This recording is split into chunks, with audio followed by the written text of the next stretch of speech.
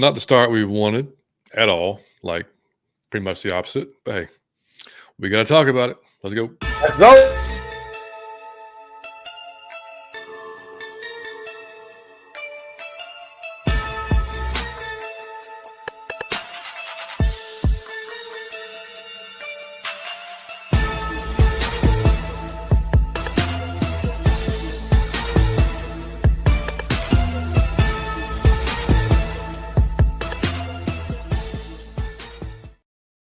Hey, welcome in, folks. It's episode 180 of Out of Your Falcon Mind, Atlanta Falcons Fancast. My name is John, your host, joined by my sad but not defeated co-host, Mr. Mike Cottrell, because it is week one, buddy, and it sucked bad. We're going to get into all of it, but it is week one. That's the silver lining, I guess, man. What's going on, bud? Never can be sad on week one. Again, the game didn't go at all how I wanted it to go, but football is back, buddy. I woke up. I couldn't sleep last night. I woke up, had a great morning, just getting everybody hyped. I talked to my mom. I talked to everybody today, and I'm just in a great mood. It's week one. Football is on. Dak got paid, so shout out to Dak. Just a really great day for all of America, man. We love football, and it's back. It's the best sport in the world. Yeah, it's back, man. I tweeted out at halftime. I was like, well, it's halftime, and I'm fucking exhausted, so Falcons football has definitely made its return. It's like I just, I don't know, man. Like well, like I said, we'll get into it. First of all, hey, look, thank you guys for you're all in the chat. We're gonna get to y'all in a little bit. Thank y'all for coming by and listening. This is not what we typically do right after the game, but we're going to try to do this more often than not this year. It just depends on the schedules and like next week's, for instance, we have a Monday night game against Philly, so I'm not positive that we'll be on at 1 a.m. Maybe we will be, or 12 o'clock. I don't know. But, we both work the next day. We got I got kids at school. We'll see what happens. But regardless, we're going to try to do it more after the games. But, yeah, so if y'all are here, man, if you haven't subscribed, please hit the subscribe button, hit the like button for us. Help us get out there to more Falcons fans, because we're going to be doing this win or loss all year long, just like last year. So, yeah, it's just going to be, hopefully, I think Evan Birchfield, put on there, are we really going to lose Arthur Smith the first week, only giving up field goals? I mean, yeah. So hopefully that was like rock bottom, and we're only on our way up from there. But either way, we appreciate you guys. I do see Saivion in the back, but I do not see Savion's picture. Saivion, there you are. There you go, the bro. What's going on, man? Football walking the dog. He had to get out of the house. He had to get a little bit, I had to get some fresh air. I dig it, buddy. I dig it. Yeah. No, I had both the dog and the puppy and the baby girl today. So, as soon as the wife got home, I would say, yeah, I gotta walk the dog. I gotta get outside. Hold on for y'all. I just want to tell y'all something. So, two great why you can't be down about the Falcons this year is regardless of the team. Okay. Saivion and Will. Okay, I forgot Will's last name. John, what is it? McFadden. Will McFadden, Saivion Mixson. Okay, these are two of the GOATs at what they do. And guess who we got the right for the Falcons? Okay, so we already won. I don't care if we don't win the game. In a way, we won. Now I won't stand for us not winning the game, but in a way, we have already won because we got the two best writers available writing for the Atlanta Falcons, which is their team. So that's a dream come true for them, but also a dream come true for us. Let's go, week one. Well, what wasn't a dream come true, thanks for that segue, was the offense today. And that's exactly what everybody was hyped up for. Couldn't wait to see. We've already had the discussion about them not playing in the preseason. I'm not going to have that discussion again. I don't know that extra snaps would have helped Caleb McGarry block TJ Watt today. Probably not. Yeah, I mean, it would have helped, clearly, again, I'm not even going to do it because I don't know. I'm not the coach. I'm not the players. I don't know if that benefits me more or not. They talked about having competitive practices all throughout the camp. They had over however many thousand snaps they said they had. Now, nothing replicates a game, but basically everything we talked about on the preview show of what needs to not happen for us to win pretty much happened. Like, we said we wanted to run the ball and establish a run so we could, open up we ran the ball pretty well, and we'll get to that, but not great. But we said, the biggest thing we said is we can't let that defensive front run our offensive line. And that's basically what happened. And TJ Watt just took the game over in the second half. And it was just, Yeah, Caleb, I mean, again, dude, I tweeted out, I don't like if we know this is going to happen, right? Like we know it's going to happen. So y'all have to know it's going to happen. Mm-hmm. So why is there not like in Pitts, dude, Pitts blocking, like chipping on him I mean, like we got Charlie Warner, right? We brought Charlie Warner in for a reason, right? I mean, I mean, there's got to be a better solution than that because that didn't fucking work. So, I mean, it was just, you know, like I said, we'll go through as far as like the game. We're not going to break it down quarter by quarter, but we'll look at the stats real. Well, actually, you know what, Saivion, overall view of the game, man. I know it's like I said, but when the show started, I said, look, it's week 1. So I'm not going to in fact, I typed several times, I'm not going to overreact. I'm not going to overreact. I'm not going to overreact over and over and over again. So I'm trying to not do that. But it is week 1 and it is a brand new offense, brand new defense. You know, and I told Mike before the show, and I think this is, and you'll probably agree with me on this, it stings worse because it was Arthur Smith and the fact they did not score a touchdown. It was all fucking field goals. That's what makes it hurt worse. But anyway, Saivion, take the floor, buddy. Yeah, that's about the gist of it for me, man. I mean, the offense just looked disjointed.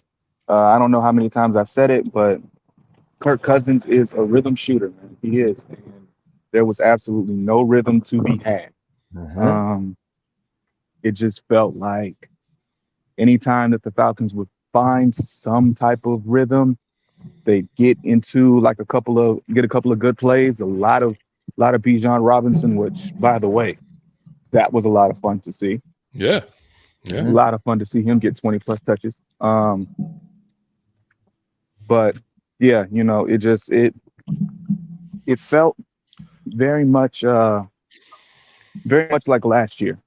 It felt like the offense was constricted. It felt like there was no downfield element to the passing game. And part of the reason why you bring Kirk Cousins is because he should be able to open that up at least past 15 yards. And it just didn't feel like that was there, that it was present. So part of that is because of TJ Watt. Part of that is because, you know, he didn't have time to let the receivers get down there, but it looked so disjointed. And shout out to the defense. They freaking I knew that they were going to have a good game. I didn't think they were going to be able to limit them to literally just all field goals. 20 points really would have won you this game. And the fact that we did not get 20 points is concerning. Very much so. Mike? Just to see my boys red and black on the screen was a high for me. But again, Kirk Cousins, man, I'm going to be honest with y'all, and I mean this. I told this because my brother, I'm from DC. So my brother, he played up there for years. And I always told my brother, like, I thought he was an idiot. I've seen him do some of the dumbest things. Now, he can play elite at times, but I've seen Kirk Cousins do some of the dumbest things that I've seen a quarterback do in the league. And he's kind of gotten away from that. So I'm proud of him. But I saw him do that today. He regrets. Bro, you can take a sack. You are a veteran. The reason why we are happy to have a veteran is because you won't do some of the dumb shit that Desmond Ridder might do. And then you threw the ball directly to the other team 4 times. Just like Desmond Ridder would have done. It's no excuse for that. You can take a sack, bro. It's half them passes he threw. It's no excuse for that shit. But my defense, that was encouraging to watch.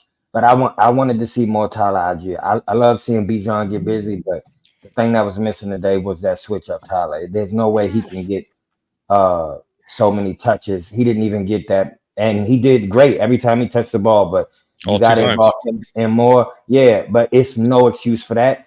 And Kyle Pitts need to go back to blocking school. He need a timeout. He don't need to practice catching. He don't need to run his routes. He don't need to eat lunch.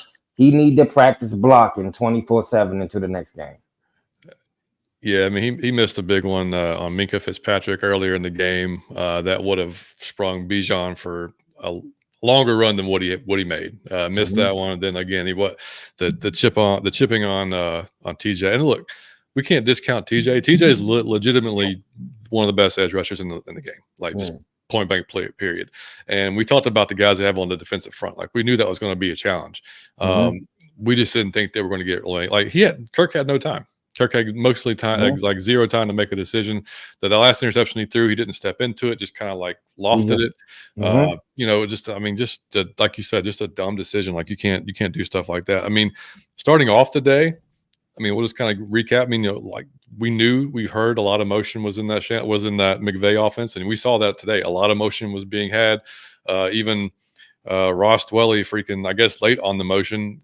Snap hits him in the leg, turnover. We just couldn't get out of our own way, dude. I mean, it was like there was that. It was the dumb picks, and then it was, we didn't get penalized that much, but when we did, the few that we got hurt, they were at bad times. Like, like the long play or longer pass to Pitts, called back holding, or what was it, hands to the face from Jake. Hands to the face, yeah. And then, Bijan getting the first down late in the game, and then that call back. And it was just like, any good thing that would happen, and then after we scored the touchdown, give the long play to Pickens to set him up for another field goal. I'm like, I looked at Lee and I'm like, dude, that's going to come back and hurt us. Like, that's going to be a problem. And it didn't end up being but I mean, like, if we could have kept it, within the field goal, then it would have mattered. But like, real quick, John, I think he said it best when he said it began to feel like last year. Yeah. It just began to feel like, man, we are gonna lose. Are we shooting ourselves in the foot, and we shooting ourselves in the foot, and then the other foot, and then the knee, and then the other knee? It just got the feeling like last year, and it just wasn't a good feeling. Yeah, I mean, and then you look at Justin Fields. They made a decision today earlier before the game that Russ was officially ruled out. We heard about it yesterday. Kind of figured that was going to be the case. And then, we found out today that, Justin is for sure going to play. And I had mixed emotions because, look, we beat the hell out of Justin a few years ago when he came to town at the Bears. And then last year we went to Chicago and he ate us up in the snow. So it was kind of like, I don't know how I feel about this. And we know he's a better runner and he can take a beating as a quarterback. I mean, like, he can take a freaking beating. But then it's like, okay, how well is he going to mesh with Arthur Smith's offense, and what is Arthur going to do? I was looking at some Steelers tweets early in the first half, and they were not happy with some of the play calls, especially after that Pickens reverse ended up getting, for I don't know how big, like 13-yard loss, whatever it was. But like we said, though, it's like if they can run the ball semi-successfully, then that's their recipe for success for them, because that was our offense last year. We don't have a grade A quarterback, and that was what we needed to do to make those short throws a little bit easier, right? Well, that's essentially what we did. In Kirk, we didn't have. I mean, that throw to Ray was like our longest play, wasn't it? The one that got hit in the air that Ray caught. That wasn't supposed to be to Ray. It looked like exactly. Yeah. No, I think that was 20 yards. Right. Yep. Yeah. And he jumped up and got that thing. Like, and like I said, again, I'll preface all of this with saying, I know it's week one, but all we heard all off season is this going to be an explosive offense. And we did not see any explosion today. But when your line's getting on like it is, it's hard to explode. Like, it's hard to actually have time to sit back there. And I mean, it was an explosion. Spontaneously combustion. Like, it was that. It was an explosion. It just wasn't a good one. Yeah, no, it was not great at all. I mean, like I said, our defense played well enough. We give up. Like, look, AJ got beat a few times by Pickens. Especially late in the game, that 51-yarder killed us. That hurt bad. But and we got bailed out on that offensive pass interference. He didn't hardly push him, but hey, I mean, yeah, maybe it was the illusion of him kind of leaning back. But the way he. Like I said, we got the benefit of the doubt on that one, but that could have been. It wasn't a great day for AJ. Let's put it that way. It wasn't a great day. Simmons and Bates was even off a little bit in the first half. Simmons had a good game for his first game. I thought looked good. But yeah, we basically, I mean, I was trying to write down notes throughout the game, but it was like every offense possession we had was just like it was over. Like, well, other than the first couple, it was over so quick. It was like 60 yards in the whole second half. They said. Yeah, the first drive, it was like, okay, we didn't get 7, but we took some time off the clock. We made some, we moved the ball. I know we only got 3, but hey, I can see this getting better. And then it just went the opposite direction the rest of the game. So it was, it was odd, man. And then I was trying to see what other, the Pitts TD was nice. I mean, he was wide ass open. They let them for some reason in the corner of the end zone. And then, I mean, their player of the game, I guess, other than TJ Watt, would be the kicker, right? I mean, freaking, how many was it? 450 plus yarders? Yep. Went 6 for 6. Yeah, 6 for 6. A kicker beat us today. 6 for 6. Man, that is rough. Let's get in the chat, man. Right, you FTW85. I guess earlier. I guess he commented during the game. He said, "Superman diving tackle was awesome by Nate Lehman." Yeah, I hope I'm wrong, but I feel like the Steelers are going to hit a game-winning field goal. Well, you weren't wrong about the winning part, but just the way it came around. Super Contra, what's up? He said, "B-Rad, G, AJ, and Caleb need to give back some of that money." Yeah, Caleb was. Yeah. Why wasn't Charlie Warner put in to help block? Saivion, any ideas on those? I don't know why you don't use Charlie Warner to block. It's not like you're really like utilizing him in the passing game. I don't know. I feel like and a really good blocker too. And a really good blocker too. So of course you're gonna have to go back to the film. I'm sure there's a reasoning why. I'm not entirely sure what it is, but it honestly feels like I keep wanting to say this. It feels like last year where the defense surprised us. It surprised us of being not only competent but actually pretty good. Shout out to Brady Jarrett and Matthew Judon to getting to the quarterback. Yeah. And the offense just fell flat on its face, and I don't know what the solution is. I mean, yeah, I really don't. And I hate to be right about this, but I've said it multiple times leading up to this week, that I could see a scenario where the defense would carry us for the first probably 4 to 5 weeks until the offense really gelled. Now, I was hoping that wouldn't be the case. I was hoping that the offense would actually just click, you know what I mean? And it would just be just humming from day one. Now, that's probably not realistic, especially, again, it's a new offense, it's a new quarterback, all that stuff. And again, I've seen, I keep looking at Twitter and I see there's just a huge war going on again about the playing time in preseason. And again, I don't know if that stops Kirk from throwing those dumbass picks, or it stops McGarry from not being able to block, or. So here's what that does. Here's what the preseason thing does. And this is just from my perspective. In my opinion, what preseason does is it gives you the rhythm that your offense so desperately needed to get Kirk Cousins going. And I think that's the reason why there's a bit of credence to the preseason thing. Again, like you said, does it solve everything? Absolutely not. There were some things here, like making sure that TJ Watt doesn't wreck your game. I mean, that should have already been a part of your game plan no matter what. You would think, yeah. But no, I do think that there's a little bit of the offense looked disjointed from the beginning. And the 2-minute drive, you thought there might have been something. Thought there might have been some sort of continuity or something like that they could have brought into the second half, but it just never manifested. Yeah, no, and I can understand, I can see that. That makes sense. And it's not like, they're not going to be using their actual offense. But again, it's like you said, it's just getting in the rhythm and kind of getting that thing. So that makes sense to me. And Bradley Burnett, what's up, Double B? He said, didn't play these guys at all in the preseason. Then when it come looking out like shit every year, McGarry struggled and we didn't help him. Dahlman, once again, a liability in pass pro, like I've said for a year. Yeah, there was one in particular play that Dahlman and Bergeron just got owned. I'll be honest, bro. You have to find a way to play them in the preseason or to simulate. You have to, because but this happens to us every year where we come out and it's communication errors, it's people not lining up where they supposed to be, it's people, and all that gets settled in preseason. And like Saivion said, if you know your quarterback is at his best when he's in the rhythm, that comes from repetition. So I think I understand when you pay all these guys that money, you don't want to have him hurt in the preseason, but it's just as detrimental as if he was hurt in the preseason, as if he come out and he got to take 4 or 5 weeks to get going. It's just as detrimental. So you got to find a way to play those guys in the preseason, or to simulate it somewhat a real game to get these guys in rhythm, because this can't keep happening every year.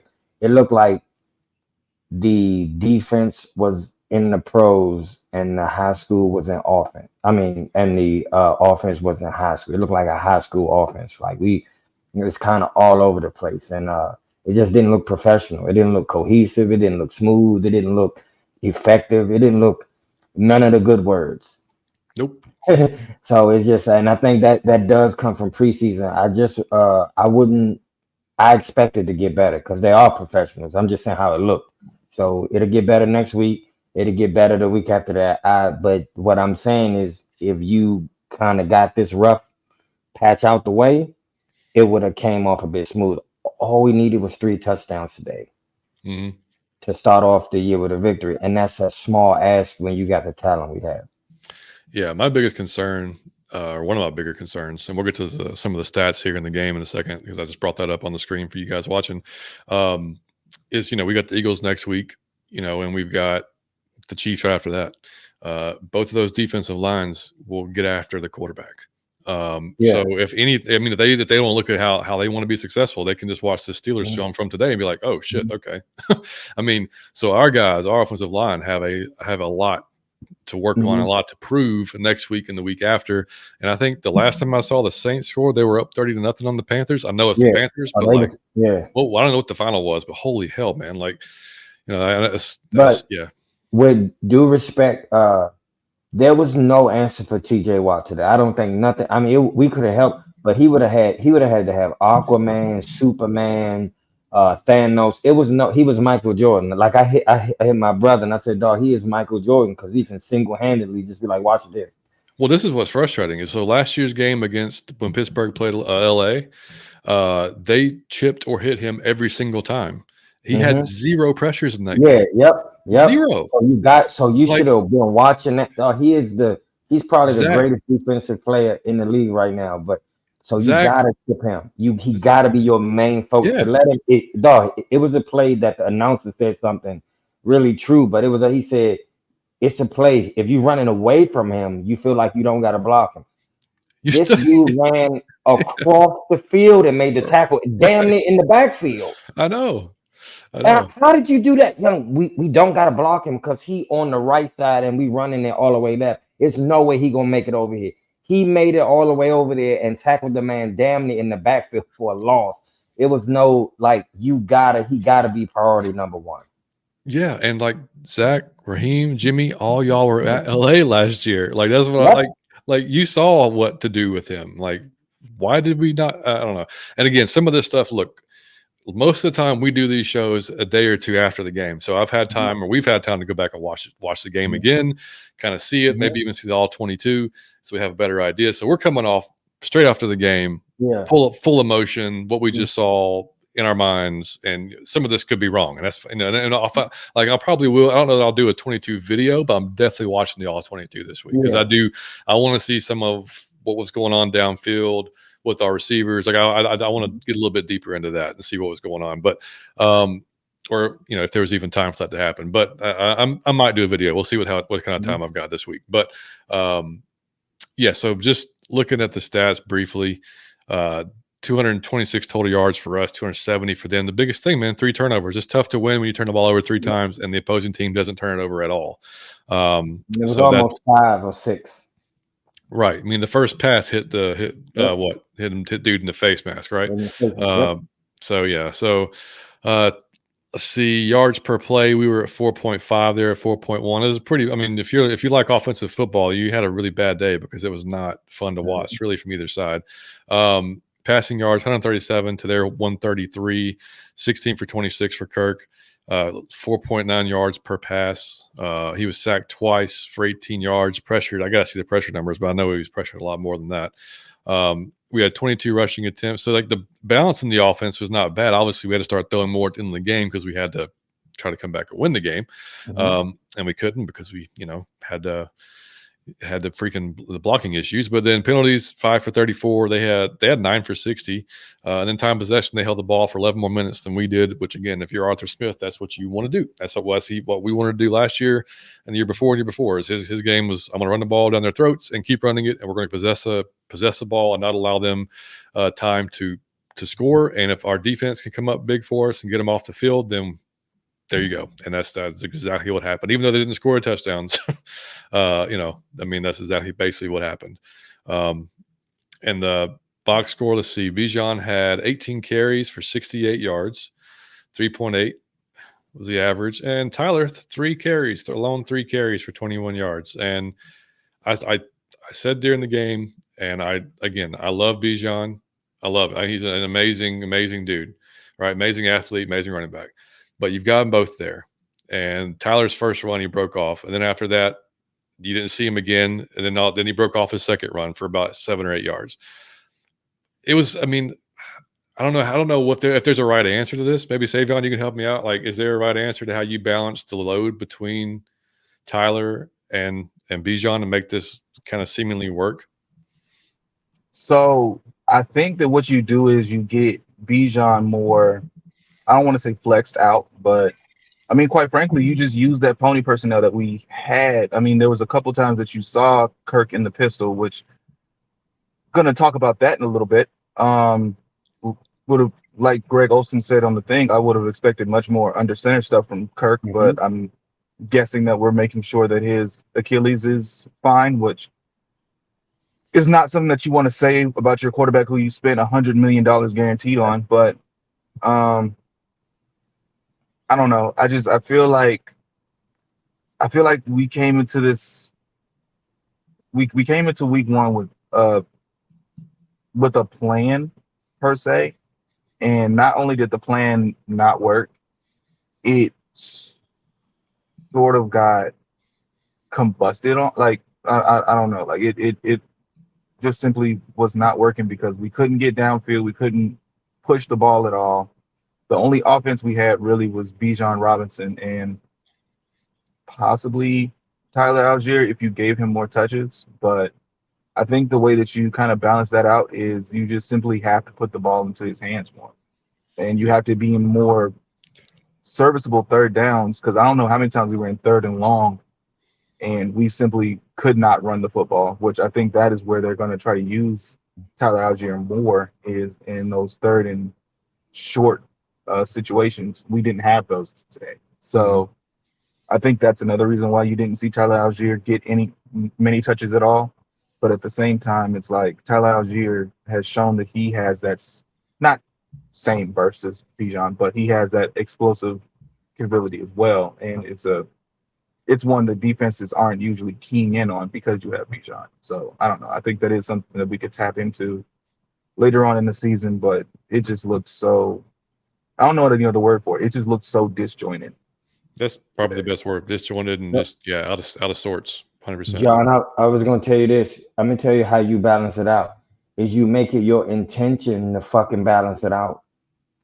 It has to be your intent to be like, no, he gonna get some, and it can't be like an afterthought. If it don't work, then it can't. There's three. Dog, I hate to say this because I know how everybody gonna act, but he's just as good in a different way. It's not the same skill set, but it's just as effective. It's just as effective, and he's an amazing running back. He cannot get 3 touches. Dog, it's the speed and the power punch. You need both of these. You need thunder. You need lightning. You need both of those. So yeah, man. I don't like to eat when you eat steak. You need green beans, some mashed potatoes, something, man. You don't just eat the meat. I hope not, right? So you got to add him in, dog. He's such a good player. To have 3 touches is not acceptable, and he played well.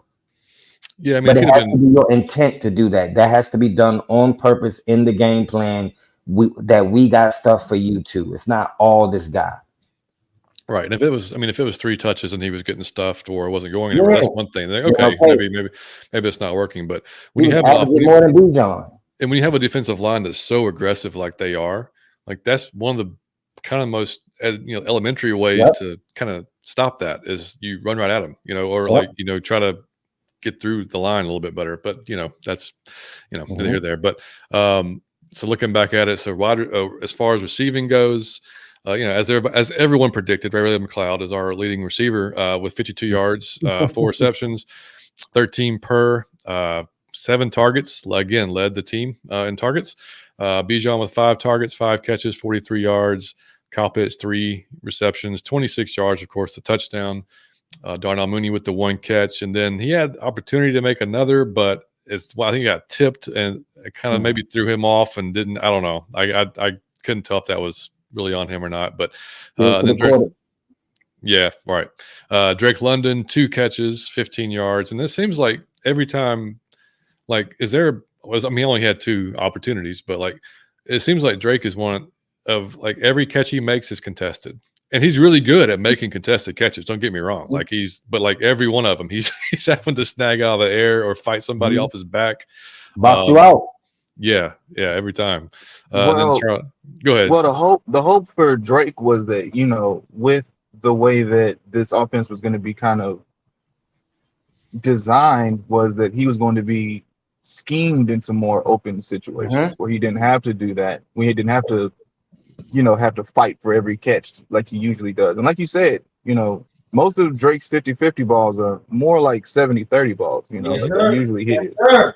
But the fact is, you just didn't really see that today because we couldn't move the football. We could not push the ball at all. So there was nothing that really made the Steelers kind of back off of Drake or back off of Kyle when they sat in those underneath zones, so that's probably the reason why everything looks so constricted. So Saivion, I got a question for you. The preseason is done now, so we can't go back in time. How do you get Kirk into a rhythm now?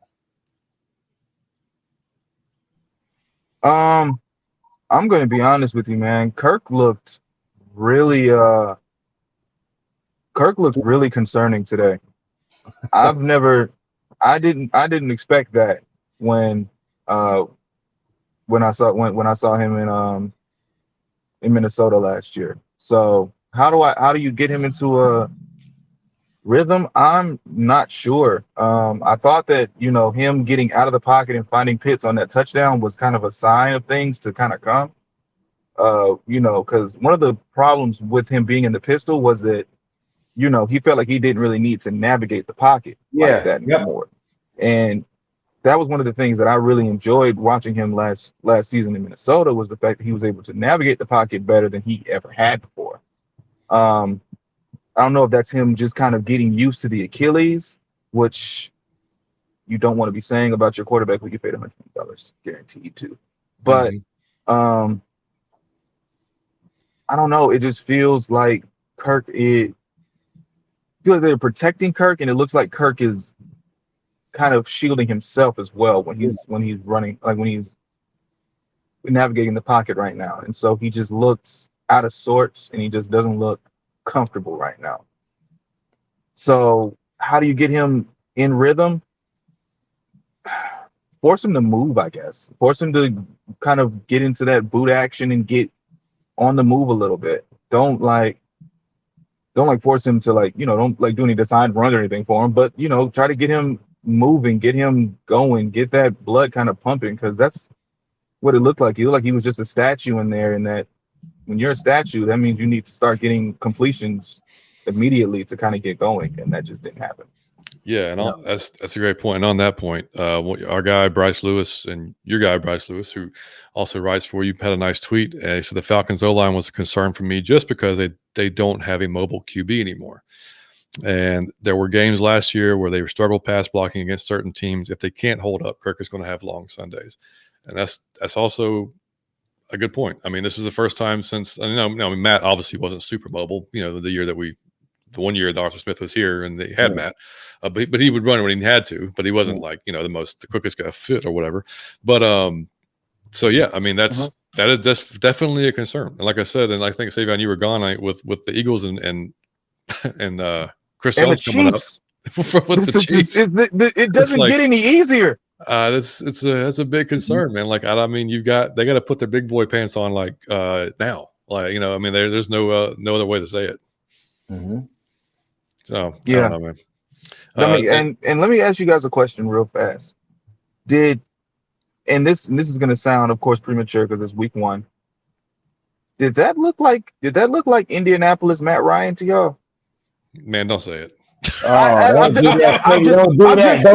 just saying. Somebody has to say it. It did not look good. It did not look.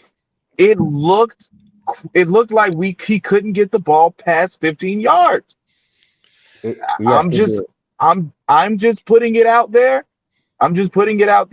And that should tell you everything you need to know about the urgency of this, even though it's only week 1. That's all I'm saying. No, here's why I kind of agree with that. He didn't even show a semblance. It was not even a semblance of, if he can do that. It looked like you was completely washed and you was a starting quarterback in the NFL. He did not play well. And the one thing he did to Kyle was wide open, bro. That shit don't even count. He was literally doing like this. It's not like he threw a great pass. He did not play well. He did a lot of dunk, and he was panicking at that. He didn't want to take a hit. When he thought he was about to get hit, he just threw it. But you cannot, as a veteran, it looked bad. And like Saivion said, dog, for you to be sheltering your leg after we paid you all that, you should be under center, man. You should be ready to go. That should have been established in concrete before you got the check. To be still trying to shelter him or see kind of where it could be, don't pay him the damn money if you unsure that he can't even be under center. He can't. So like I try to give him some leeway because every quarterback, no matter how good, but in year 1, when you're a new coach and your new coordinator, it's damn near impossible feat. But dog, you at least you see a semblance sometimes. Like, okay, when he get it together, he didn't even look like. He didn't throw one good pass to me where it was like, woo, how did he get it in there? Yeah. I didn't see one of those. I didn't see any good decisions. I saw him do basic shit that Desmond Ridder could have done. So I was not impressed at all. But like, again, I try to give him some leeway because it's week 1. And I know that's a way harder job than I'm sitting here doing. So I want to give him some grace. But by week 4 or 5, I'm going to be doing skits and memes and all type of shit, dragging the man to high hell. And I didn't need him to do this because, dog, when you draft a quarterback, the shit you're gonna start if you play poorly early on. Young, you cannot afford to play poorly early on because the shit storm, the distractions that are now coming, and it started already. Oh yeah, the first pick is the first pick. Yeah. The first pick. First pick, you can't afford to do that, bro. So it's like, dog, you gotta prove it to us that you healed and you still are elite. And he just did not even show 5% of what everyone was expecting from. And I mean, I think if you asked everybody, he didn't show 5% of what they was expecting from him. So Kirk got to be better. The crazy part is, just real quick, John. The crazy part is Cousins is the one that said is the one on record saying in Atlanta you have to earn it, and that's the thing. You have to earn the praise and stuff in Atlanta, and you didn't. Like, no, this was this. I mean, I was expecting to be, not disappointed, but a little let down because I had such high expectations for this offense. This wasn't even close to what I thought was going to happen. So. No, and I'll say a couple of things. Like, I hope it's something similar to like early Shanahan when he was here, when we were all sitting around going, "My God, this is terrible. Like, this shit is terrible." And we literally had these same conversations. Like, I agree. We were like, "This shit, like, how's this going to work? Like, this makes no sense." They're like, so that's my hope. That's what happens, and then week 5, 6, 7, 8, 9 throughout the rest of the season, we see this offense kind of get going and get humming. That's my hope. We don't know if it's going to happen or not, but that's my hope. And as somebody who's dealt with an injury, Saivion, I know you have, Mike. I don't know if you have in your previous playing history time or not, but Kirk can say all he wants. He feels good. He's fine, and that's great. When you jump back into a game, when you're playing people that are out to actually hit you, it's different. And he's got to, like, this was probably a good hurdle for him this game because he got hit several times. Yeah. He got folded up a couple of times. Seven times, got hit 7 times, folded up. I mean, he had to, so if anything, like maybe this helps him mentally, like, okay, still intact. Nothing happened. I'm still good, because that's whether he wants to admit it or not. It's in the back of your mind. When I came back from my stuff early, when I used to play, it was in the back of my mind. I didn't want it to be, but it's there because you're human and it's going to happen. And it's like you're worried about, like, a little bit of concern, like, okay, I feel good on it, but man, like, what if this happens, or what if I have to plant? What if, like, it's all there.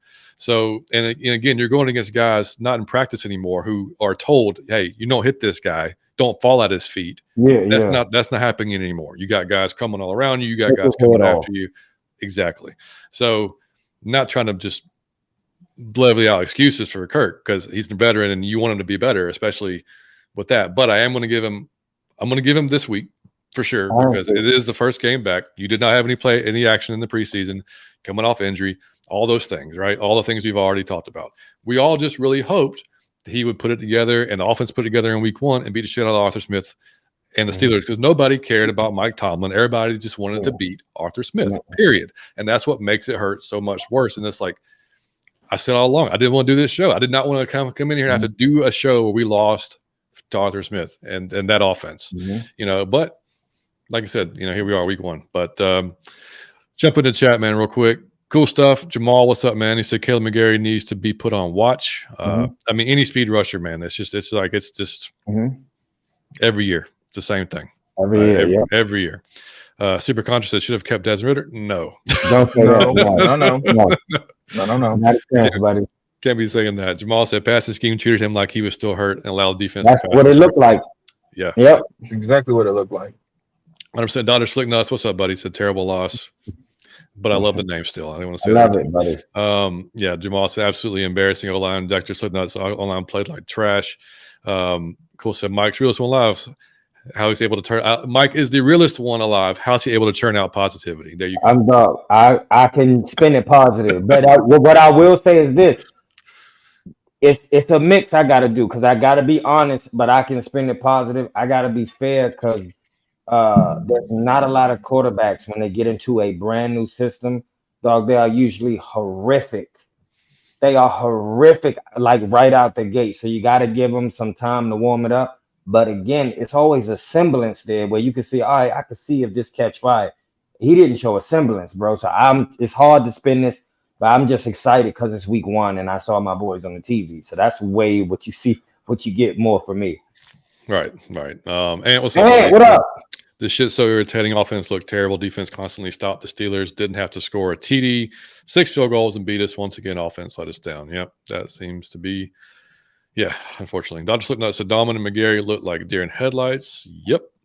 Mario, what's up, buddy? Said Kirk Cousins can't move. He's going to have a long season, and that's a fact. Like, you're going to have to be able to move. And he did get out of the pocket a few times because he was forced out.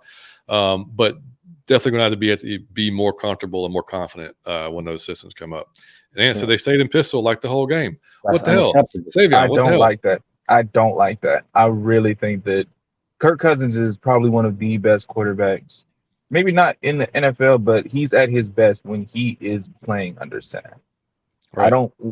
If he's in the shotgun, what do you really get from that? If he's from the pistol, what do you really get from that? Like, he's not, I mean, he's a good processor. He can process things quickly, but it just, the reason why he's so good under center is just because of the, number one, the threat of the run game that we have. And I don't know, he just looks more comfortable when he's under center. And so I'm not sure why we played in the pistol like that. I don't know. Like, I think, I don't know. I'll be interested to hear what the coaches say this week. At a loss for words. I mean, seriously, like when Zach Robinson speaks to the media this week, and the guys, like I'm interested to see. Obviously, we came on right after the show, so we didn't get to hear anything of what Raheem said or anything like that, which we'll go watch after the fact. But John Harrell, what's up, man? He said this was garbage. Yes, it was. Super Contra said we got beat by a soccer team with a pass rush. Yep. A kicker beat us today. Why did we do? No adjustment either. Yep, exactly.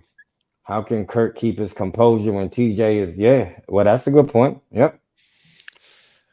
Yeah, but that you get kind of like how Matt was at the end of his time here. Like, oh shit, like you see in Ghost, like like he's coming, and like, even at the end of the game, I thought that he actually might have held the ball a little long a couple of times. I'm like, I don't know. I was like, Matt was catching strays, and I'm not for it. Okay, I didn't see it. He catching stray shots. It's true though. It's true though. Yeah. It's true, and it looks eerily similar. And not saying it's the last thing we need, but that's one of the last things we need right now. Exactly. Liam said, Saivion, my whole day just got better. It's better now. Liam, buddy. Appreciate that. Big Ant said this is not a surprise this game happened. They could lose all 4 games this month, but they just wasn't in rhythm all day. It was no rhythm, yeah. Man, if we somehow go 0-4, this is going to be Oh, you can't do it, dog. Here's what's my fear with Atlanta, and this is, if you live here, you know this.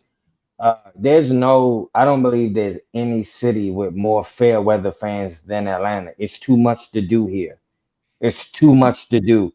So if you get all excited, everybody go get jerseys and hats, and everybody at the game, they spend the money, which is really expensive to go. The tickets were sold out. You got to pay for parking. You got to pay for consent. You spend hundreds of dollars to have that experience. All we got to do is lose 2 or 3 straight, and that dog, this whole city will be like, yeah, there's other stuff to do. It's like a day party. It's a pool party. It's a back to school thing. The strip club. We go to Waffle House. We go to the real club. We go to like the hookah lounge. We can go bowling. We can go to the escape room. We can go laser tag. We can go to a concert. It's too much to do. So you cannot start off slow, especially pitiful slow. So you cannot afford to do this because you will lose millions of dollars if you start off 0-4. I promise you, it'll be millions of dollars at your loss. You cannot afford it. Yeah, I mean, hopefully we're not having that discussion. But yeah, I mean, that's I think everybody's just so jaded too. I mean, with the recent history, it's like, they're always waiting, like, as positive as you can be, like you're almost waiting for the shoe to drop almost all the time, and it sucks to be that way. That's just unfortunately kind of the way that our seasons have went. And well, they blaming Biscuit online, John. I'm getting all these. They said it's Biscuit's fault. Lord, they blaming Biscuit, but they blaming Biscuit for picking the Steelers. Lord, hey, man, Biscuit don't miss.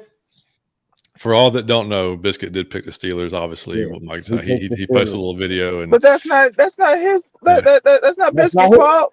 Yeah, that's ain't Biscuit fault. He's just a little dog. He's just a dog. He's just a little dog. Yeah. I should have posted that our text message between ourselves when that. Oh yeah. Hey, bro, that was hilarious. He's Mike said, "Man, Biscuit don't miss," and I was like, "Man, fuck him." John said, "Man, fuck him." Hold up, man. What Biscuit? See, this is crazy. Why Biscuit getting so much vitriol right now, man? He just caught so many shots today. He did pick the Steelers. I came back and said, "Just kidding, man. I love the little dog." I was just kidding. But in the moment, I was pissed. I was like, anyway, man, Supercon says Justin Fields still not a good quarterback. No, he is not. Good enough though. Good enough to. He was good enough. He was good enough, and that's all they mean. Damn. Said, we saw explosive diarrhea from our O-line, in particular, McGurry and Kirk. Yeah. MW, what's up, man? MW, Hall of Famer on the bright side.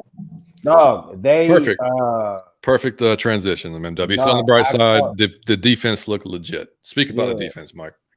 Blood Ink is my name. Blood Ink.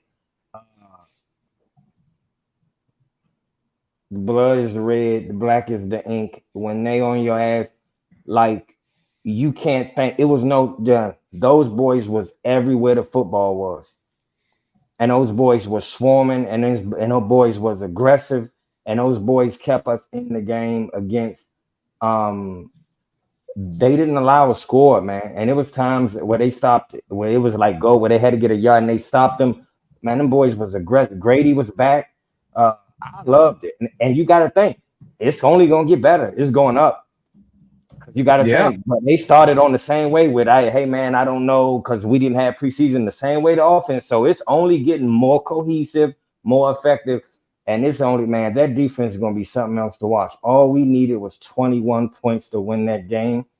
And that comes from the defense, not the offense. And that's same thing happened last year.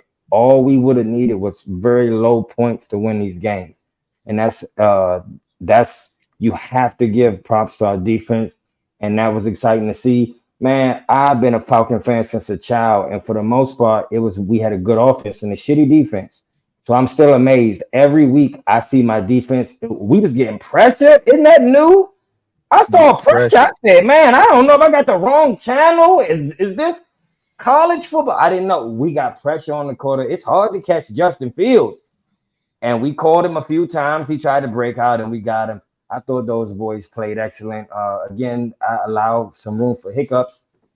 It's week one, and you still got to get cohesive. But out the gate, my defense gave me something really exciting to latch on and be positive about. So I was proud of those guys, and it's only going up. Yep. Saivion, any thoughts on the defense?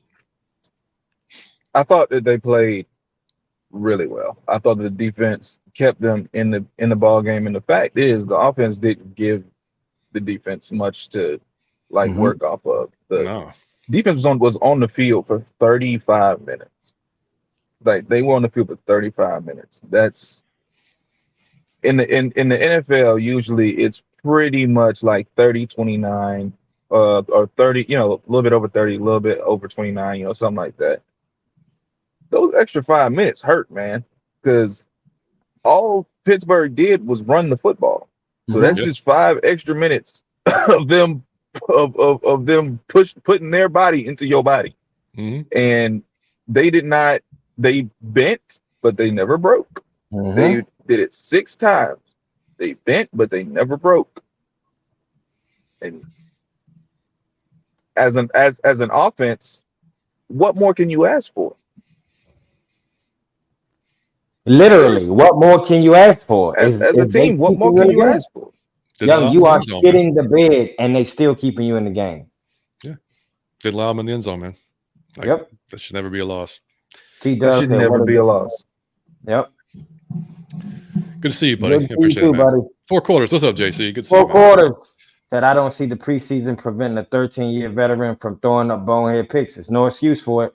Or our pass protection holding up one against TJ Watt. It was one. It was an ignorant play call. She said nothing under center. It was no play action wise. Like if Kirk isn't healthy, that's a huge mismanagement by the brass. Literally lost because of TJ Watt and Chris Bradford. Yeah. He said, I just don't see preseason as the reason for the poor coaching performance today, in my opinion. If you let TJ Watt go against McGurry one-on-one preseason or not, what happens? Exactly what happened today. There's no excuse for that. You have to make an adjustment. Great point, JC. Yeah, it has to be an adjustment made when he's wrecking shop like that, and you made no adjustment for it. It was very, very Arthur Smith-like. I'm sticking to what I came in with. Dexter said, I think the coaching staff knows Penix is better and they're hiding him. Explains why he didn't play much in the preseason. That's why they drafted him. Man, I'm going to be honest. I think they have faith in Kirk, and I think that they really do believe in Kirk. They definitely believe in Kirk. I do. Better if you pay him $100 million. Dog, it looked because they wouldn't have paid him what they paid him. The goal here was to simultaneously build for the future and to try to win now. And that's why they got both the quarterbacks. But Kirk has to play better because I don't know if Penix could have it's just 3 touchdowns and we win. So he can do that. And you don't even want to start that controversy. Like you want him to be able to sit and learn. Oh, that controversy is starting, Mike. That controversy is happening. It's just a distraction because it'll be every week you fuck up now. It'll be a conversation. And he'll be at his best if he can sit and learn the game mentally, then get in the game. That's when he'll play his best. So you don't want to force him in before he's ready. And I'm going to be honest. At any point where you put Kirk with all that money on the bench, management is going to get dragged, and somebody should get their ass fired if that end up happening. If he end up on the bench and we got Penix starting, somebody ass need to go for that because that's a multi-million-dollar mistake that there's no excuse to make. If you wasn't sure about that man's health, you don't give him that amount of money I might still have you come, but it'll be at a way discounted price, man, because I ain't sure. I'm not paying you like I'm sure we going to the Super Bowl, and then you can't even get under center. Yeah. Well, I mean, and we've said it before, like when shit goes sideways, like with an offense, the most popular person on the field is always backup quarterback, no matter what. Yeah.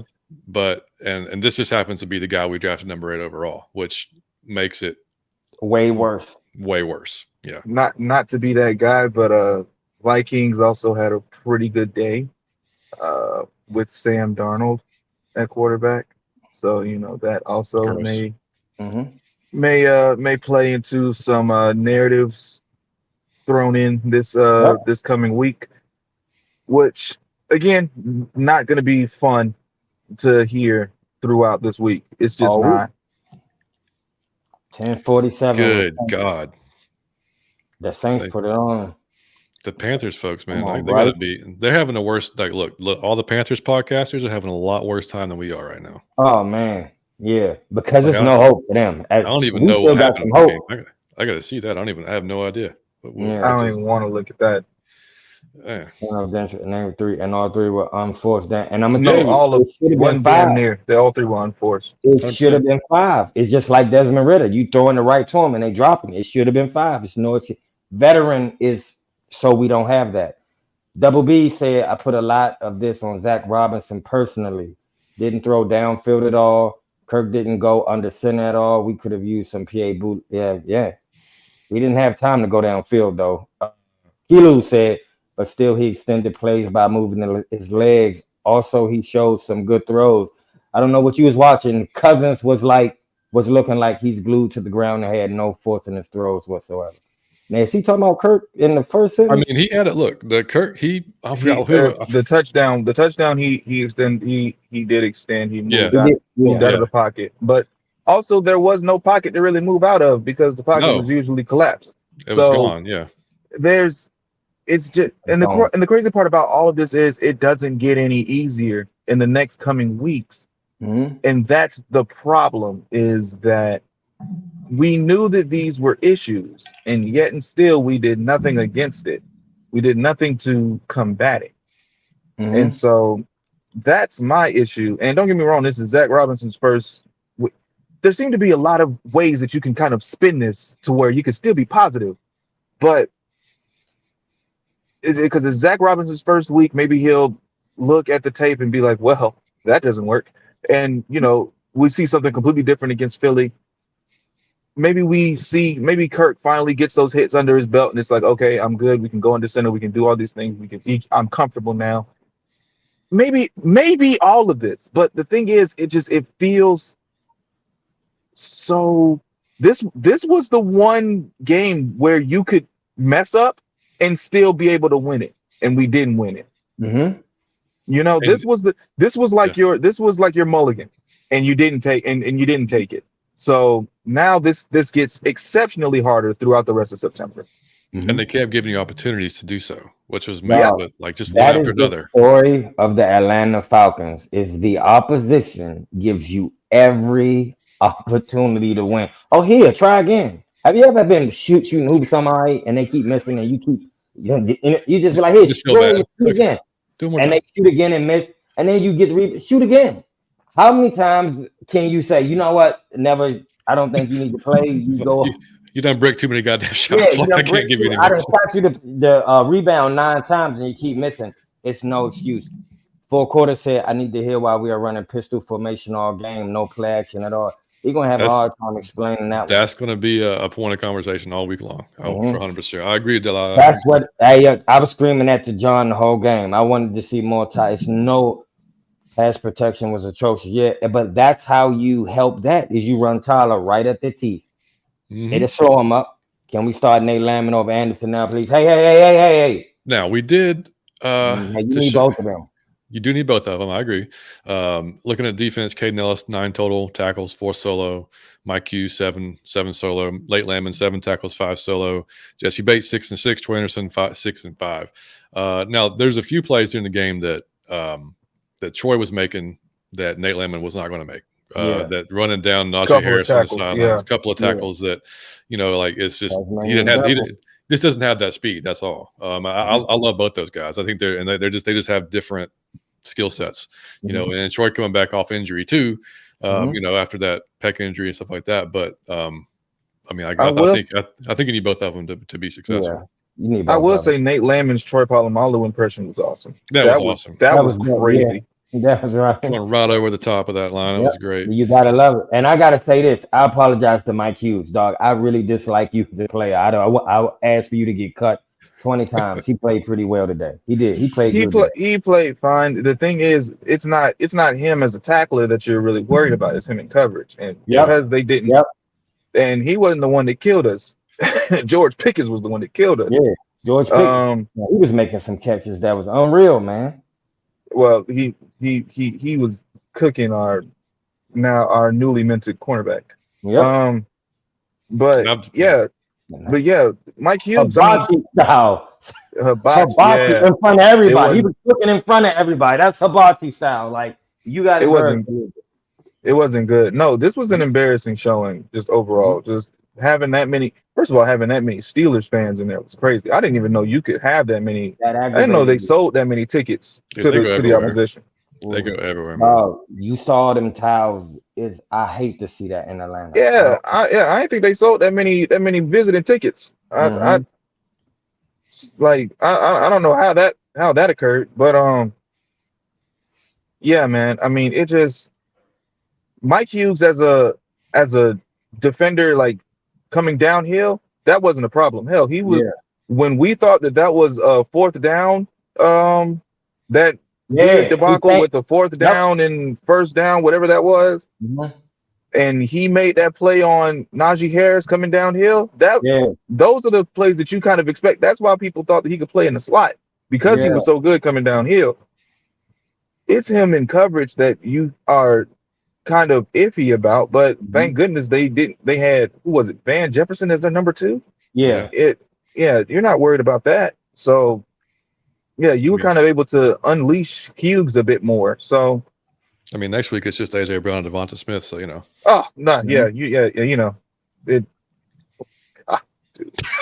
I know. No, man, I just want to say this. Because of the schedule we had is the only reason where you might consider playing the guys in preseason. Just for our specific schedule, like you cannot be gelling against these teams. You can't be still trying to figure it out. So maybe just because we have this specific schedule, you play guys in the preseason. Maybe. Yeah. DeMons, what's up, buddy? He said Caleb McGarry does not know how to push block. Just use your massive body to push TJ Watt off his momentum. That's a lot easier said than done. I mean, TJ's coming at you like TJ's coming at you like Watt a bat out of hell, man. Like honestly, on that one strip sack where he jumped the snap, I don't think he was offside.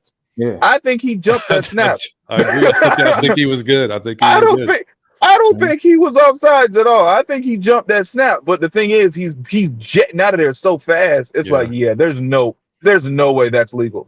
Like that's basically what the ref was like. The ref was like, there's no way that's legal. Funny shit. And I don't know, dog. It was a play in that game. I hope they show it again. It was he was on the ground and they call height. He stood up the block. He was already gone.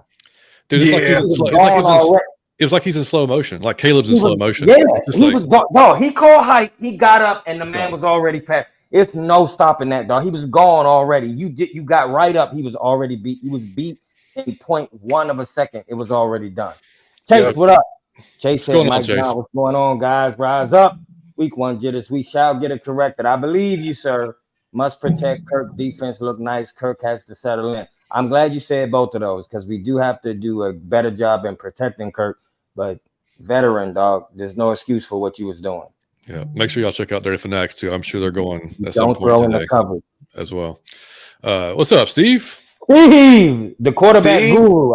See? Hey, he said what Saivion said. He said Kirk's arm looked cooked. It was wobbly. I'm going to do some all 22 review. I can't wait to see that, Steve. But I'm going to be real. That was as rough of QB play as I've seen in a long time. That was worse than Jags game last year. Dog, it did look, his arm looked Damn, I hate that y'all saying That's I'm just saying, man. It looks eerily similar, and now you see this, and I hate to be on Terry's side when it comes to this, but that eighth pick looks a whole lot clearer now. You know what I mean? It's like it's Saivion, not. I'm not. I got a question for you. Ooh, I got a good one for you and John. I got Go a really ahead. good question. They told us that the strategy with that pick was to simultaneously build for the future while trying to win now. Yep. Now we just saw Kirk's arm. Do you think that was bullshit now? And it was like, just in case your arm ain't what it used to be, like we need him. I think they were 100% in on Kirk Cousins, but Okay. they were like, listen, we have this dude that I truly do believe that they thought that Kirk Cousins could lead them to a Super Bowl still, while also simultaneously being able to have their cake and eat it too with Michael Penix. Okay. Now that Kirk Cousins his arm may be cooked, or he may not be able to get that same velocity out of that arm. It's nice to have this insurance policy that is Michael Penix. So look, here's how come I say cooked. It's like a route where the guy he goes full speed, right? He stopped and he just turn around, right? Mm-hmm. And if the quarterback can just get him the ball, he got some distance on the cornerback because he thought he was going on the fly, so he got a few yards on the cornerback. When it take too long to get it there, when you throwing your best and the dude still got to sit there and just waiting on your cooked arm to get it, but then he waiting, and by the time he catch it, he getting hit already. He was wide open, and I said, and like the Kyle Pitts thing, it was still not a good pass. It was still like, so his arm may be cooked. I just hope that it was. I hope y'all are dead wrong. I've never hoped that you was more wrong, Saivion, in my life. The crazy part is too much money, bro. The crazy part is, who is it? PFF's Trevor Sycamore kind of alluded to this beforehand. He was like, last year, Kirk's average depth of target was the lowest that it's ever been. And I'm like, all right, cool. But he was still able to kind of push that thing downfield to KJ Osborne into Mm-hmm.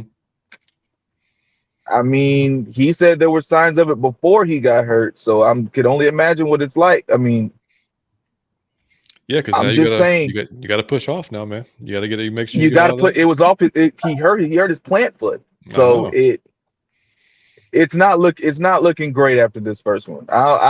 That's all I'm saying. It's not looking good. What's up, ATL or nothing? They said we just wrapped up our pod. I love it. We'll have to check it out. So here for y'all now. Appreciate it, man. Yeah, like I think they just tweeted us. I was looking and said, "Misery loves company." You damn right. That's why we all here, man. That's why we're all here. Like I said, I tweeted out. Look, if y'all want to come, vent, cry, laugh, whatever helps you. Like Fleek tweeted Fleek said he was laughing about it. So whatever coping mechanism you need, that's fine. Dog, I do want to say this, dog. I need everybody to hear me out. It is week 1. We are not about. It's still week 1. It's week 1. I don't care how bad this was. If he would have peed, in his pants while he was shitting on himself live on the field, it still might go better next week. It's still week 1. If he had a panic attack and passed out, no, this is still week 1, and we can turn this around. And even if it's not with Kirk, we have a very capable quarterback that we are a great fan of too. And what I said on the show last week was the dopest part about the team we have this year is you also like the backup for most of the positions. So that's kind of really cool that you like the starting running back and the backup running back. You like the starting cornerback and the backup cornerback. So you like the starting quarterback and the backup quarterback. So, hey, man, we not about to get down on it. Looked ugly. But I've had sex with an ugly girl before. I still made it work. Okay? I still made it work. You know what I'm saying? I just had a few more shots than normal. I still made it go. All right? So we're going to still make this train go. I need everybody, don't jump off so quickly. And it was ugly. I'm not spinning that. It was hideous. Okay, but we can still make it work. I don't need everybody to get down on week 1 and say same old Falcons. It's not the same old Falcons. So we're not doing that shit. It's week 1. So it's supposed to be some hiccups. It's supposed to be ugly. Yeah, we would have wanted to win, but we still got to go in the next week. We still got to be positive. We still got to root for the squad, man. All right. 2 things. I need you to clip that part and put it on TikTok tomorrow, so we can get a lot of views and people come to it. And 2, I said all off season that there is no way in hell that Penix starts this year unless Kirk gets hurt or just falls off a damn cliff. He has stubbed his toe. Apparently, he stubbed his toe. All right, he's kind of like stumbling. He's stumbling toward the edge. We need him to catch his feet. We need him to catch his feet and get back upright. Right? Yeah. But that's what we need. Because I don't know. Like, I don't even want to have this discussion, but I'll just ask you, Saivion, how long do you think, knowing these opponents coming up, like? Ooh, this is a good one. That's a good one. I'm just throwing it out there because it's going to be a topic of discussion. If we lose by chance 2 of the next 3 games, we'll just say, you know what I mean? And the QB play is still, not there. I mean, I think if you come out of week 5 against the Buccaneers without a win, that's when you'll see Penix. I think because at that point, once you're at 5, you're in panic mode. Once you're at 0-5, you're in panic mode. Mm-hmm. You should be at 0-4, but I think they would give him the chance on Thursday Night Football to kind of reconcile or redeem himself. Mm-hmm. And if he still comes out of there and you have that, that mini bye that Thursday Night Football gives you, mm-hmm. I think that's when you would see Penix. Man. Well, what do you say to that, John? Yeah, I mean, it's hard to disagree. If it continues along this line, which again, if it looks like this, you know what I'm saying? Like if he plays well and we lose games, and it's not, I mean, then okay. I mean, like it is what it is. Like if he had to throw in some bonehead picks and kind of look the way he did today, nobody'd be saying this. It'd just be like, all right, first game, it's all right, let's move on. But it's the circumstances of how that happened, how that came to be. Mm-hmm. It's how those plays looked, and it just combined with the fact the offensive line was just getting owned the entire game. Like, so, I mean, like that's what just kind of compounded it. But yeah, Damski, what's up, buddy? Damski, that man ski with the plant ski. I know you like that defensive showing. I know you was impressed.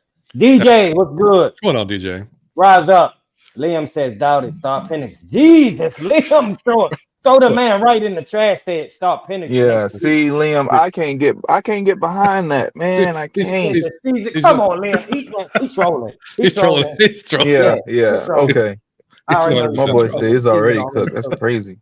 Kilo said even when Cousins had time, he still didn't look good. Yeah. But I just say sour pickle. Hey guys, getting in late. You're gonna watch the all 22, Johnny. We need to know what's up. But let me tell you something. We all really want John. I'm gonna put John on the spot. We all really would like John to do all 22. So we want to pressure him by going to Twitter and pressuring him behind the scenes. And no DMs, damn it. Yeah, no. Just tweet at me. But I just think it'll be cool to watch the game twice. I always watch it twice because the first time, it's always something I didn't see. Yeah, I probably will. Yeah, I don't like last year if y'all are new to the channel, number one, I started it around, I think the Minnesota game last year is when I started doing all 22s. It was about 20 to 30 minutes typically. If I'm going to do it, I'm going to keep it at around 20 minutes. But it wasn't your typical all 22 review. Like I would put in like, you know, it was out of your pocket, my all 22. Yeah, like I put in like, you know, some fart noises and some different stickers and whatnot when in the appropriate, you know, time. It's still amazing though. It was amazing. It was amazing. Still amazing though. So you were learning what was going on, but you were also kind of being entertained by it. Because I'm not a coach. I mean, I'm not going to sit there and try to break it down as if I was one or am one. And I'm not going to use terminology the same way either. Like I'm gonna just say what I see basically. So anyways, that maybe so. We'll see. MJ, if Kirk beats Pat, all is forgiven. Hey, I mean, it'll go a long way, right? Sour Pickle said, I don't know. The defense did bend but didn't break.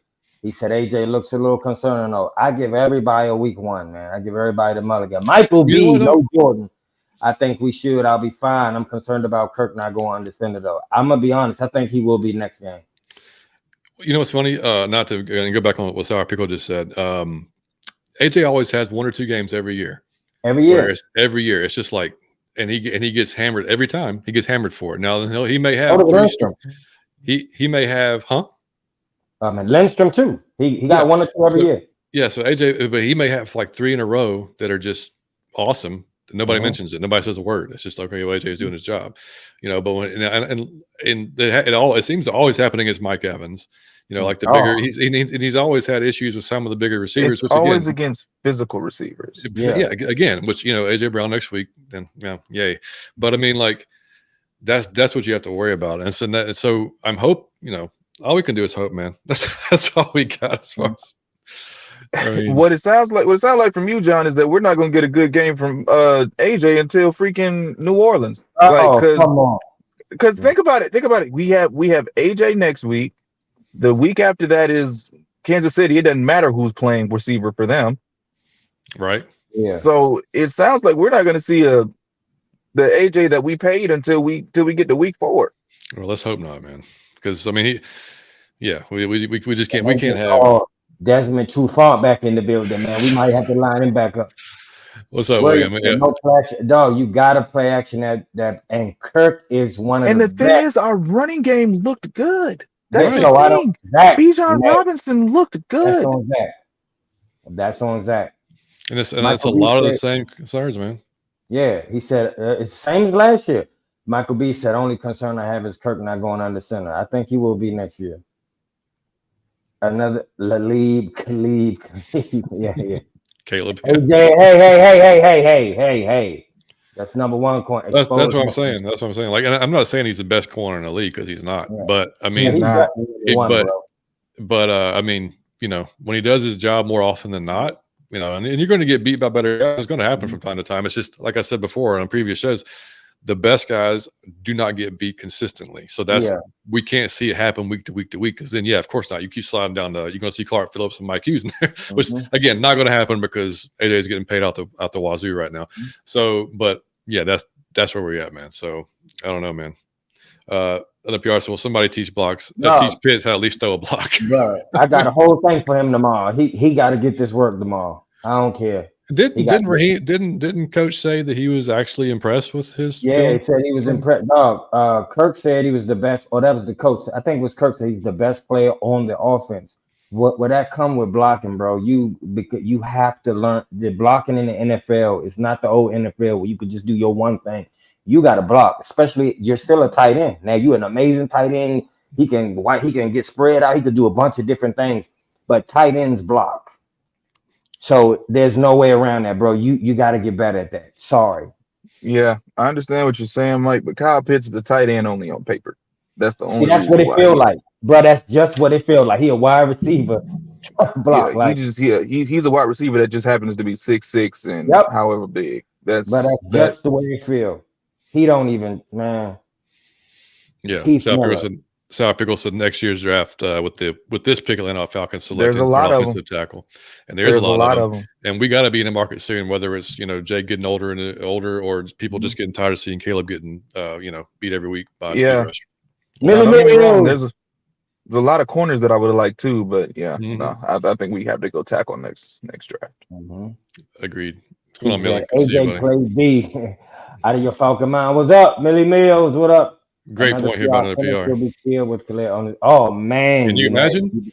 That was my biggest concern. I said it all off season. John did call it. John said all season. I was like, y'all can want Penix all you want, and I like him a lot, but man, we have to shore up that right tackle or fix that before he gets in there because he will be, man. Talk about looking over your shoulder, man. Every snap I'll be kind of taking a peek back there and seeing what's coming.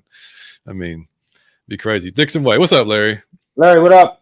He said, have a great stream, guys. Tough loss. Really tough loss as we look like a team that needed reps in preseason. Yep, let's win next week. We will. We will shock one of them teams, I guarantee you. Liam's just depressed right now. The best starter waking up is Folgers in your cup, and we're going to wake their ass up. Liam said, are you kidding me? Kilo said, only good thing is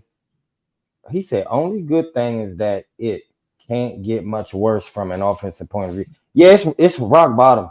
That really, I mean, that's I mean, 10 points. Can't get no looking as inept as that was from the offensive line point of view and the quarterback point of view. Yeah, I mean, it can't. I mean, I don't like. I don't want to throw it out there, but I can't get much worse. Yeah, Liam. Yeah, of course. If we play like that, any team's going to beat us, dude. Like it is. It's not going to. But that's I will say this: if we gel together with the talent we have, false start. What up? I see you in a minute, brother. We can beat anybody, dog. If we come together and we play like we was in our minds, like we were supposed to play, dog, we can hang with the Chiefs, the Eagles, and the best of them because we can score 30+ points with that offense. If Kirk played how he played last year before he got hurt with Bijan, Tyler, Drake London, man, and our Kyle Pitts and our defense, man, it's no team that we can't put 28 on and win the game. So yes, but if we can, but that's Atlanta football. Is we can lose to the worst team or beat the best team, and you never know until Sunday. It's the weirdest. It really is. That's NFL, man. You never know. Yeah. And this is like the 4th time this has come up today. So Saivion, maybe you are not. Damn, Saivion might have called it, bro. He said his arm. False start said watching Kirk throw the ball today reminded me of Peyton in 202015. He was really straining to throw it. We're talking about 2015 Peyton. This is not good, guys. So no, because of that money. Millie Mills said AJ let Pickens form today, and AJ got man. Pickens was something else. He was, Oh man. The man said, "Hold on, fellas. Kirk Cousins under center at Philly with Jalen Carter right there. Love Jalen Carter. After what he did to Jordan Love in Brazil, man. Yeah. Whether he's in the pistol or not, Jalen Carter is still going to be Jalen Carter to Drew Dalman, whether one way or the other. That just is. But you negate that with Tyler Algier. That's how you negate that. Try to. That's how you slow it down. I would say negate it. Judon will be fun to watch this year. He played excellent. I know. He will be fun, man. Sorry, I was reading a tweet. Hold on, John. I just want to say this real quick. It don't have nothing to do with nothing. Dog, they get on my nerves. It's like Tom Brady. Hey, dog, the way they talk about Tom, dog, they acting like he's starting as a rookie, like Tom Brady's his like first game calling. So, dog, he's calling the game. Calm down. He's gonna talk about the game while the game is on. Calm down. You know how much money they paid Tom Brady? You better believe they're gonna do all this for Tom Brady. They hyping him like it's his first get, like he playing Absolutely. in the game. They paid that man a lot of money. First of all, they knocked Greg Olsen to our game. Let's talk about that. They knocked Greg Olsen to our game, and then they paid that money. They paid that man who knows how much money to make sure that they gonna hype up Tom Brady. He got commercials for it and everything. I see. Geez, it's a whole campaign for the. It's a whole campaign. Broadcaster. And Delilah said the defense is going to be fun to watch this year. That's what I'm going to take it from him. Is like the defense was fun. Justin Simmons was everywhere. He's not going to figure it out, dude. Though. One of those tackles, man. He came out of fucking nowhere, like from on the screen, like he shot in like closing speed out the ass, like I mean, just like right in on the dude. I forgot who it was, but man, like that was fun to see. You haven't seen that in a while. But I mean, look, I mean, Judon's going to be fun to watch. That whole defensive line should be fun. People were, I think, angry earlier before the game when they saw Rook wasn't active today. In fact, none of our players, nobody from the top four, nobody from the first 4 rounds of this year's draft was active. Yeah, right. And if this would have been a drop back style of offense, like I would understand that being upset about Rook, but I don't know that Rook would have done much today. You needed you needed Eddie Goldman sized bodies. Neither Rook nor Brandon would have helped out today. No, he couldn't get the ball there today. He didn't have right. Yeah, right. And if you got, like I said, if you got somebody like dude, you can just sit back and rush a passer on, then bring in Rook. That's fine. You know, you need big guys to try to stop that run and Najee Harris, and that just wasn't going to happen today. Apparently, Emil says it's something about AK, dude. Just don't do it for me. The sack doctor is out of office again. He shouldn't have changed that number, man. He had the coolest nickname. He shouldn't have done that. Yeah, King Richie, what's up, man? King Richie said, fellas, what's good? I ain't mad. We just need to get McGarry out of there. We need a dog on that line. That would be something, wouldn't it? The problem is, it's like, what do we do? I guess we're in it now, man. It's like we can't just go find somebody.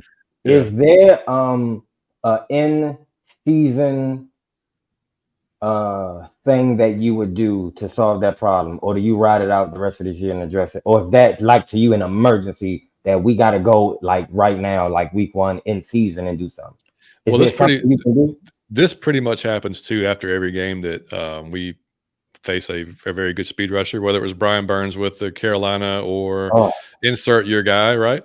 Everybody's like, man, he's terrible. We got to get out of here. Then he'll have a pretty decent game against somebody where we run the ball a lot, don't really throw a lot. So it's like we've been able to mask some of his issues because we've been such a good running team over the years. Okay. And he is a good run blocker. He's been, that's just He's what it is. Very good run blocker. Yeah, like he's one of the better ones in the league. It's just that he's pass protection has never been that great. And what King Richie said, yeah, Storm Norton is the guy that we have backing him up, and he's a backup for a reason. And it's like, Mike, he's the same guy that when we talked to the Bowl Bros, they couldn't wait to get out of town. Yeah. I remember. They were like, man, thank God he's gone. Then we signed him. I'm like, all right. So yeah, there's not a good answer, man. This is like like I said, you're just kind of in it now. So you have to, unless I don't know. I don't have any answers for it. Saivion? Next week we play another team that is predicated on rushing the passer with speed. Yeah. And I am just not looking forward to it. Bryce Huff is going to have a lot of fun. Mm-hmm. I would like to have had Bryce Huff. He's one of the guys that I had pointed out would have been a good addition. Will Zach make an adjustment though, Savy, to correct the issue? I hope that we get Bryce Huff. I don't know. We just keep Charlie Warner in for a few more, because you don't want to max protect, because you don't want it to just be. You don't want it to look like the Arthur Smith offense last year. You just you just need a little bit more help. You just want to give him a bit more help to where he can set his feet to get in front of a freaking guy. Because I think McGarry is strong enough to like anchor if he gets in front of him. The thing is, his feet are like lead. He can't get in front of any of these freaking speed rushers. So the hope is that this game was that the chip from Pitts would give McGarry enough time to get in front of TJ Watt. The thing is, TJ Watt is just a different breed of human. It didn't matter. Mm-hmm. You think with a pass rusher that maybe a tier below Watt in like Huff, I think that you'll be able to, maybe not this, but you bring in Charlie Warner or somebody, you think that you'll be able to get enough of a chip on him or enough of a block on him to where McGarry can, do something, not be a liability in your passing game. Mm-hmm. So I don't know, man. We'll see. I'm not holding my breath though. I don't know. This was supposed to be the first win, and it was supposed to buoy you through the next 2 weeks to where you can get to New Orleans and you feel at least okay about yourself. Well, now that buoy is gone, I don't know. It doesn't feel good for the month of September. Well, here's one thing it did for me, and it probably did for a lot of people. It maybe just kind of resets your expectations a little bit. No way, Johnny Yates. It did for not me. Him. No way, Johnny Yates. Super Bowl buddy. Not Mike. No, I'm not saying that. I'm just talking about as far as maybe the offense goes. We were hoping because that's all we've heard. Explosive and all these different adjectives you want to use to describe it. It's like, well, we're going to need to see that in the next few weeks because we do have Kirk, we do have Bijan and Tyler and Kyle and Drake, and it's just like Saivion just said, it's the same issues we had last year. It's like, okay, well, where were they? I mean, Ray McLeod was your leading receiver, your most targeted receiver. Didn't he have 8 targets? 7, yeah. And which honestly, I don't care where the offense comes from as long as it works.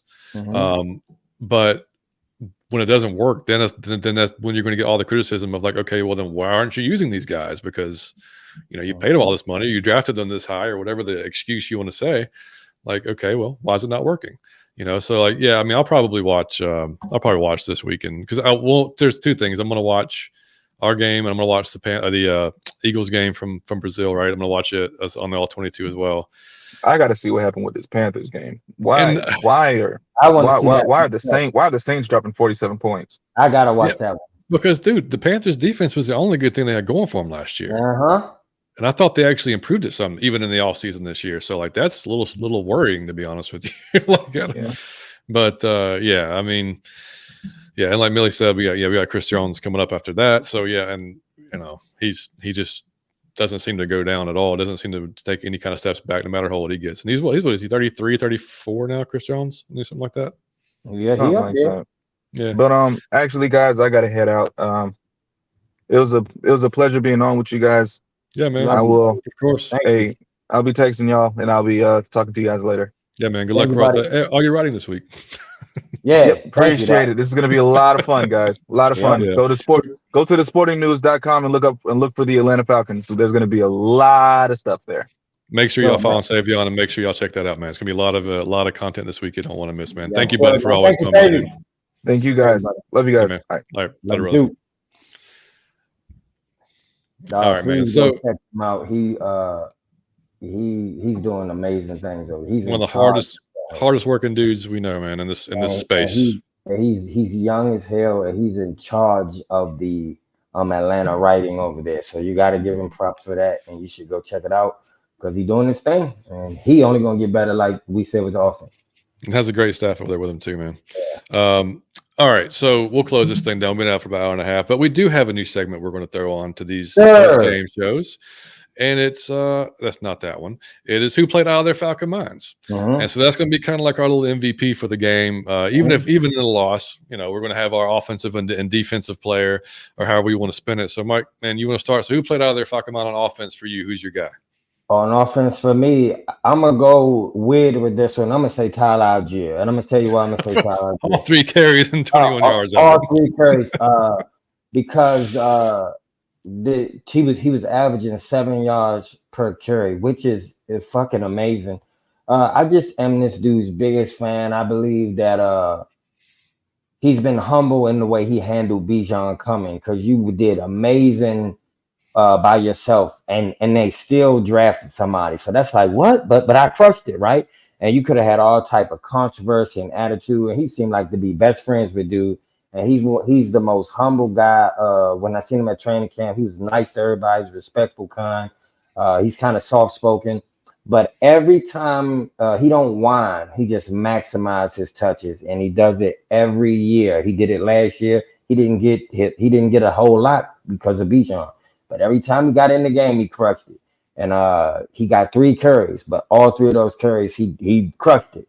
So I think that we need to see more of him. And I don't like the fact he get overlooked because, I understand what Bijan is. I'm not downplaying that. He's the creative player on Madden. He can spin, he can jump, he can catch, he's faster. I get all that. But Tyler has his own special set of skills. Like the dude on Taken when he's like, I got a special set of skills that makes me a nightmare for people. Like, well, that's Tyler. He got a special set of skills that makes him a nightmare for the opposition. And I need to see my man use more because, and I'm going to tell you, if you pay attention, every time he carries, the stadium get up because his runs are brutal. It take 3-4 people to bring him down. He done ran through 3 tackles, so he get the stadium hype. So shout out to Tyler Algier. He played out of his Falcon mind on his 3 carries for 21 yards.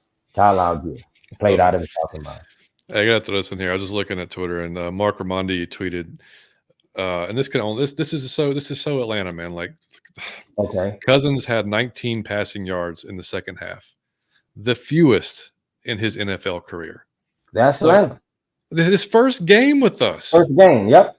And it's 13, 14-year career, whatever, how long it is. Like, this is the worst one you've ever had the second half. You would come here to do that. Son of a bitch. That sounds about right.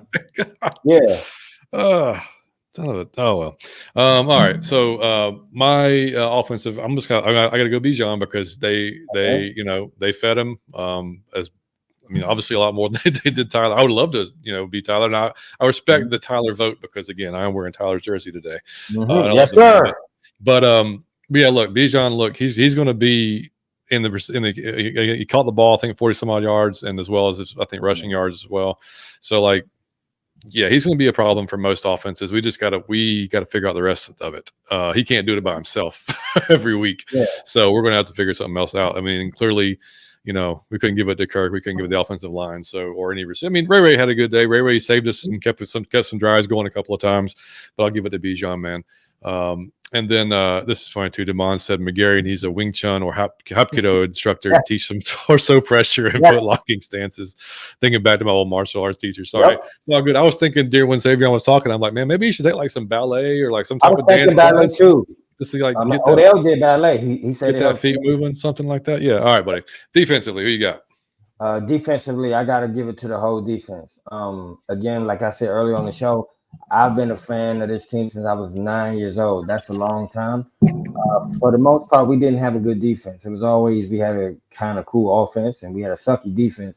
So it's always spectacular when I see my defense to get pressure or get a sack or get a pick or stop somebody on fourth down. It's like it's new. It's like even though that shouldn't be new or exciting, it's very new and exciting for me. And it was the most positive thing I saw today. So the reason I'm in a good mood is because I saw that. And I'm like, when we saw what happened last year, my defense was a playoff defense, but my offense was so terrible, we didn't make the playoffs.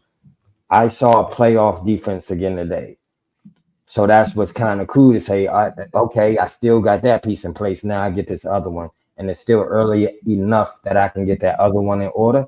So just shout out to my defense I call them bloody ink, man, because that's what it looked like. It looked like bloody ink, just covering everything. And I love those guys, and I was proud of them. They seemed aggressive. And I remember, again, just growing up, like the knock on us was we were soft.